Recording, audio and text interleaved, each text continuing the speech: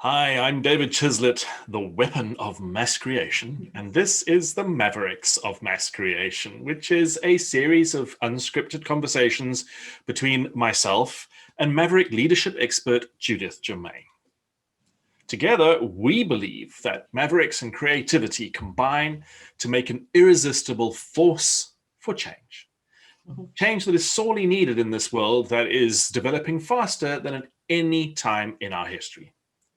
With these videos, it's our desire to share our knowledge about Maverick leadership and creativity to help you make this world a better place.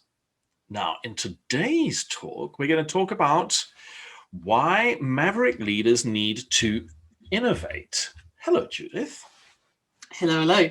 Because it seems, funny enough, as a Maverick, a bit of an obvious one. It's like, well, yeah. I was kind of torn as I was going to say to you, well, that's obvious. Mavericks are always changing stuff. And then to say, well, innovate sounds kind of corporate at the same time. Wouldn't a Maverick resist innovation purely because that's what's expected? Oh. I think not, because I think there's that pull to execution and being success driven. So the only way a Maverick knows how to be successful is to innovate, because the tried and tested way often isn't working anyway. So you do need to innovate it. And I think saying Maverick leaders is because not every Maverick leader is an actual Maverick. So whereas a Maverick will innovate because that's life sustaining, you have people who want to learn how to be Maverick leaders who wouldn't necessarily innovate. They would skip that step. So that's why I'm saying it's important that they remember that they need to innovate. Right. So, all right, I'm a Maverick leader. I go to work. What am I going to innovate today? I mean, what's going on with that statement in terms of where and when to act? You ask such great questions. Because you're right. Because if it was, let's go and innovate today, I think that's kind of a corporate idea that really makes no sense. That's the same sort of thing about a corporation having a creativity team or innovation team, which we talked about last time. This is about your normal day-to-day work where you're listening to what needs to be done or hearing or seeing a problem and looking for innovation in that problem. So innovation doesn't necessarily mean it has to be new and innovative. It's looking at something from a different perspective and saying, that industry does it this way, we could incorporate that to this way. Right. That's the innovation I'm looking at. So the first guy who looked at software development and went, ooh, you know, Agile could really work in our retail business. That's right. Because even now, funny enough, you say Agile, anything you look up Agile in Agile leadership, they always talk about software. And it's like, seriously? Yeah, Agile's more than software. Well, now it is, isn't it? I mean, that's what's so great about it. Okay, so if I'm not by nature a Maverick, but I understand that Maverick leadership is important, how am I going to suddenly start innovating when quite possibly that's not really who I am at core? Cool. Part of it is actually making sure you have enough data points. So you need to fire up that curiosity and start looking at things that aren't necessarily related to each other, because that's where innovation comes, is looking at something from one place and going, what happens if I turn this round and put it the other way? That's where innovation comes, is looking at lots and lots of different dots and putting them together. This, I'm beginning to see now also a link to what we discussed in our last session about the managing by walking about and establishing relationships across whatever silos might exist. This is collecting data points as well. It's about not spending your time watching a TV soap when you could be spending, as in the sense of when you could be spending your time watching a documentary. This is not about don't having any fun. It's like you don't finish work and then spend another 6-7 hours watching mindless TV. Some of that time can be used to innovate and learn and be creative from that perspective. How do you define innovation then, especially in the context of a Maverick leader? Well, my definition has changed a lot from talking to you and how it works in terms of creativity.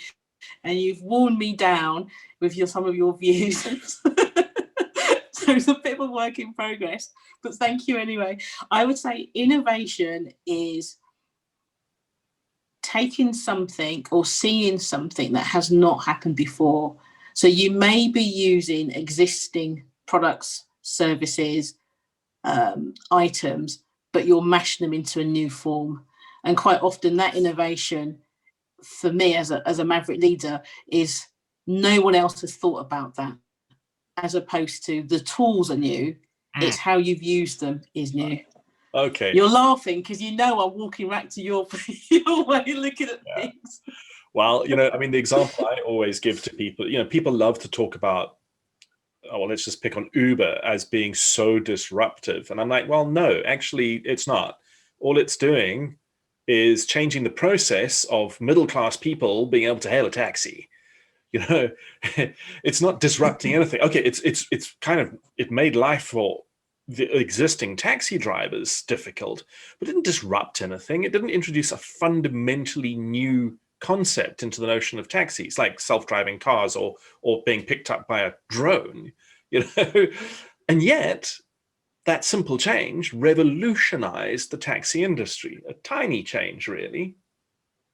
It's very much like the iPad, because everyone talks about how disruptive the iPad was, but before the iPad was the Microsoft iPack, which was a handheld device that had Office products on it. So it had Word and PowerPoint and email and all that, which used the stylus to use.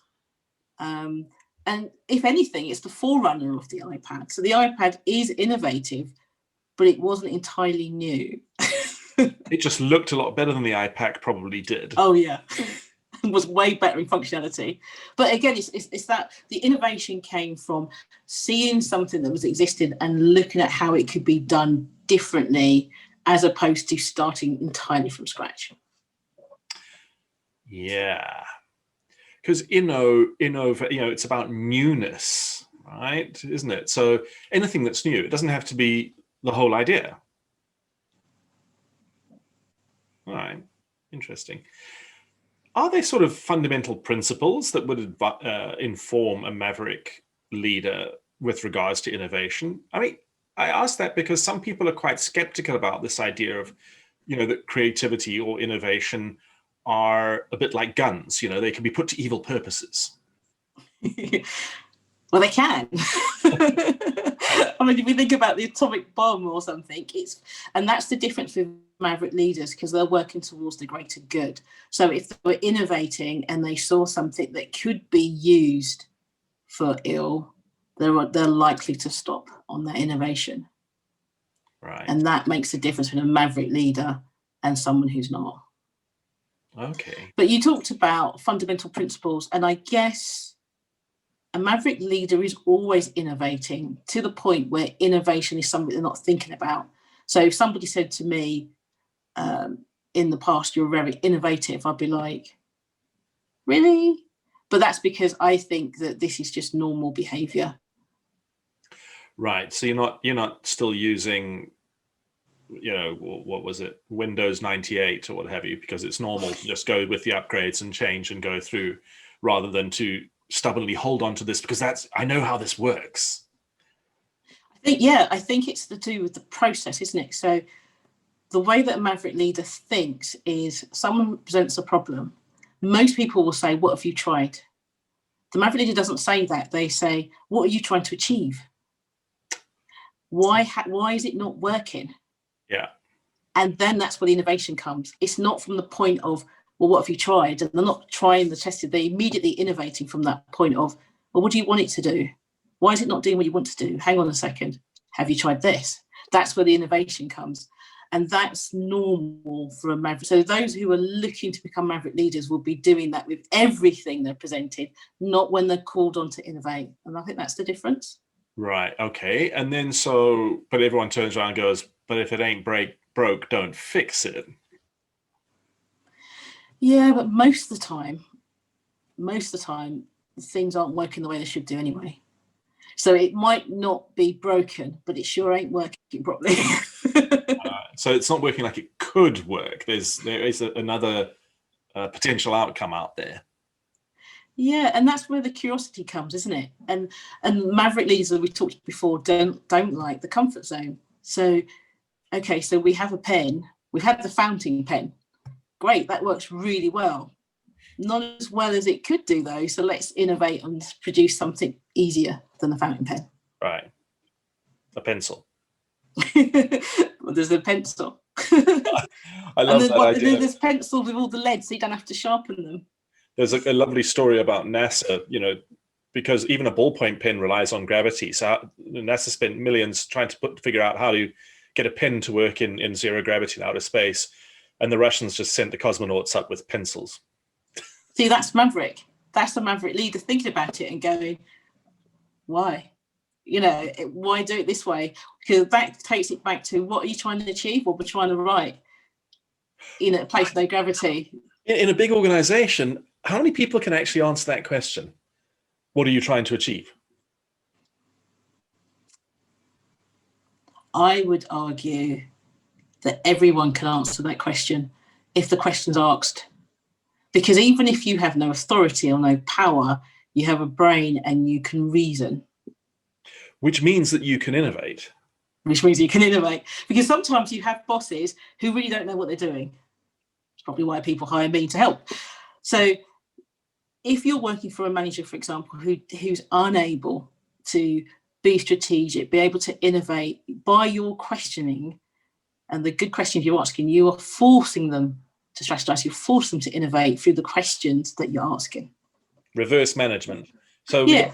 Reverse Maverick leadership. If you're not in the leadership. Well, that means, because my view is everyone's a Maverick leader, right? It's not about authority. It's not about title. It's about who you are and what you're doing. Right. And whether you don't go to work with a leadership coat on and then you take it off when you come home, you're still a Maverick leader, even at home. So therefore, everyone can ask those questions and get the answers. Right. I'm just, while you're thinking about that, so when you're in problem molding, when you're in problem solving mode as a Maverick leader, you're going to be saying, well, what is it that you want to do? And when you're not, I suppose you would be asking, well, is this the result we want? Yeah. And why are you doing it anyway? Yeah. So why are you doing that? What's that all about? This doesn't sound like a very popular approach. It's not. That's why Maverick leaders are challenged a lot and misunderstood a lot, because they'll go into a department and stand and watch and then go, why are you doing it that way? And it's a genuine question because it kicks them off into thinking about innovation, whereas other people may see that as a challenge. And that's what the problem causes, because they see it as the Maverick leader challenging their authority to do something. When the Maverick leader's just going, why do you do it that way? Have you thought of this way? This is why I left the only jobs I ever really had in my life, was because I would go in there and go, hey, there's another way you could do that would be cheaper and faster and stuff. And people would go, $30. And I'd be like, and then I'd leave. I'd leave because I would just think, well, this is just stupid. What am I doing here if people don't want to do what they're doing? It is surprising how people do not want to get better. But I think that's probably a struggle with Maverick leaders is trying to understand why an organisation or a leadership team doesn't actually want the best it can be, because the best isn't that difficult if you ask the right questions and you do the right things. So that's why a Maverick leader wants to innovate. Yeah. Because how do you make this work to the greater good? And if the greater good means it's more financially efficient, then you'll either hire more people or pay people more money or do more of the same thing. If it's the greater good means that you're producing masks in a COVID area, then it's clear. So to sit and be comfortable, and it makes me think of like the 80s and early 90s where you had so many people employed doing nothing because you were able to employ them, when you could have been more efficient and employed the same amount of people, but have got a much better result. and avoided the redundancies in the later 90s. Right. Yeah. But that's the Maverick Leaders thought process. All right. Awesome. Thanks, Judith. So thank you as well for watching and listening in. That was the Mavericks of Mass Creation. We hope that you found some useful tips, perspectives, and tools to help you with your own journey. So check out the show notes for our links and sign up for our newsletters or follow us on the socials if you want to stay in touch. There'll be more Maverick Weapons of Mass Creation in your inbox soon. See you next time.